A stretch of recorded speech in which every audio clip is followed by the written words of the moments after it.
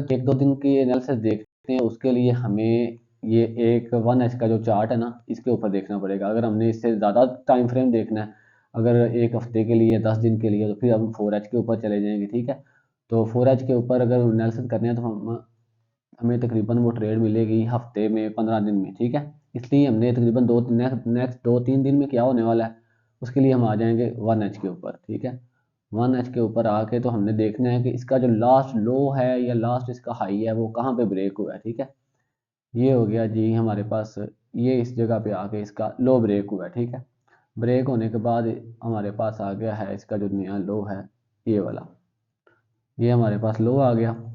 और इसका जो हाई बनेगा इस लो के बाद जो सबसे बड़ा हाई है वो ये वाला है, ये हमारे पास आ गया है हाई।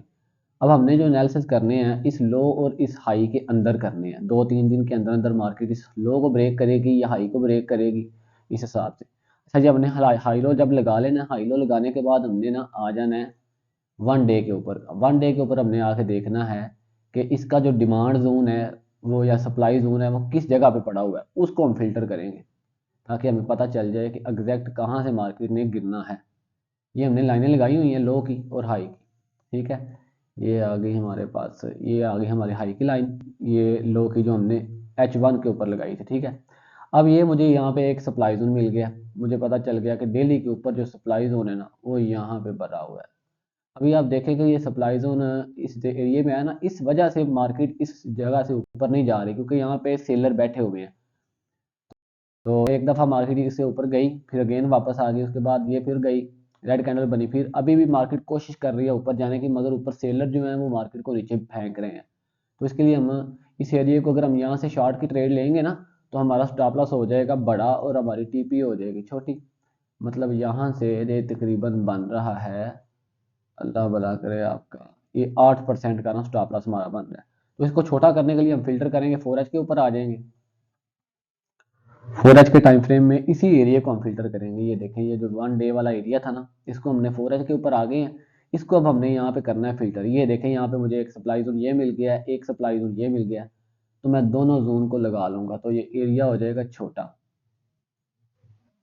ट्रेड बहुत अच्छी बनेगी और मार्केट इंशाल्लाह एग्जैक्ट उसी जगह से ही वापस आएगी। अब ये देखें, ये 4H का मैंने जोन लगाया, तो एक दफ़ा मार्केट ये देखें यहाँ से रिजेक्ट हुई है, दोबारा फिर ऊपर गई है मगर फिर यहाँ से रिजेक्ट, और ये तीसरी बार यहाँ पे फिर रिजेक्ट हो गई।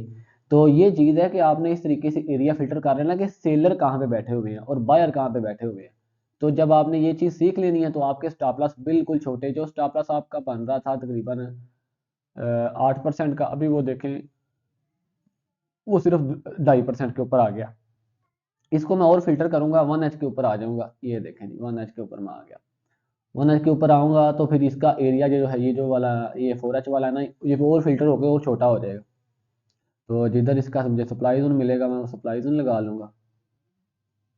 ठीक है जी, एक मुझे मिल गया जी सप्लाई जोन यहाँ पे, ये ले जी, ये सप्लाई जोन आ गया। ठीक है, एक सप्लाई जोन ये है, एक उसी जोन में सप्लाई जोन ये वाला बन गया एक और इसी जगह पे।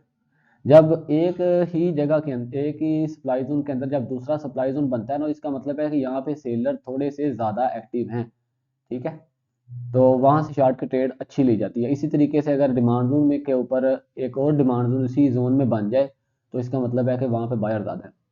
तो ये देखें, फिर ये डबल सप्लाई जोन बनने की वजह से मार्केट यहाँ से ऊपर ही नहीं जा रही, एक दफ़ा यहाँ से रिजेक्ट हुई, यहाँ से रिजेक्ट हुई, फिर यहाँ से रिजेक्ट हुई, और लास्ट टाइम जब फिर आई उसी जोन में ये फिर वहाँ से रिजेक्ट हुई।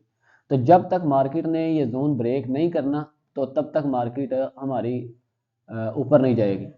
ठीक है, अभी ये पोजीशन है कि यहाँ से हमने शॉर्ट की ट्रेड लेनी है। अभी यहाँ पे मार्केट रिजेक्ट हुई है इस सप्लाई जोन से तकरीबन 1 बार, 2 बार, 3 बार, 4 और ये 5, अब ये छठी दफ़ा इसने रिजेक्ट होना है। तो चांसेस हैं कि जब ये ऊपर जाएगी तो ये यहाँ पे इस लेवल को ब्रेक कर दे, क्योंकि एक ही जगह के ऊपर जब बार बार बार बार थोड़ा मारा जाता है ना तो वो जगह टूट जाती है। तो इसी तरीके से ये तकरीबन छठी बार इसने जाना है।